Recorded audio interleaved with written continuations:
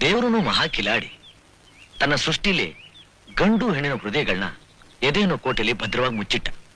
ಯಾಕೆ? ಅದನ್ನ ಯಾರು ಕದ್ಕೊಂಡು ಹೋಗಬಾರ್ದು, ಕೊಟ್ರೆ ಅವರಾಗೆ ಕೊಡಬೇಕು ಅಂತ. ಆದ್ರೆ ಕಣ್ಣುಗಳನ್ನ ಸರಿಯಾಗಿರೋ ಜಾಗದಲ್ಲಿ ಇಡ್ಲಿಲ್ಲ.